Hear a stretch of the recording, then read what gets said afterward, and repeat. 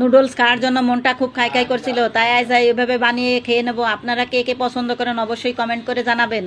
প্রথমে চুলায় পানি দিয়ে সয়াবিন তেল দিয়ে নুডলসগুলো এইভাবে দিয়ে ভালো করে ফুটিয়ে নিতে হবে। ফুটিয়ে নামিয়ে নিয়ে ঠান্ডা করে নিতে হবে, অবশ্যই ঠান্ডা পানি দিয়ে। পরে চুলায় পেন দিয়ে সয়াবিন তেল দিয়ে দিতে হবে পেঁয়াজ কুচি ও কাঁচামরিচ কুচি দিয়ে একটু হালকা ভেজে নেবো। ভেজে নিয়ে পরে দিয়ে দেবো 2টা ডিম দিয়ে হালকা লবণ দিয়ে ভেজে নেবো। এইভাবে ভেজে নিলে খেতে অনেক সুস্বাদু টেস্ট হয়। আপনারা একবার ট্রাই করবেন, ট্রাই করে বানিয়ে খেয়ে দেখবেন, অনেক সুস্বাদু মজার হয়। পরে দিয়ে দেবো গাজর কুচি ও টমেটো কুচি দিয়ে এইভাবে আবার আমি হালকা ভেজে নেবো। দিয়ে দেবো নুডলসগুলো দিয়ে আবার এইভাবে একটু ভেজে নিতে হবে। পরে দিয়ে দেবো ধনের পাতা কুচি ও ম্যাগি মশলা, সয়া সস, এইভাবে সব কিছু একবারে দিয়ে আমি ভালো করে আবারও একটু ভেজে নেবো। ভেজে নামিয়ে নেব।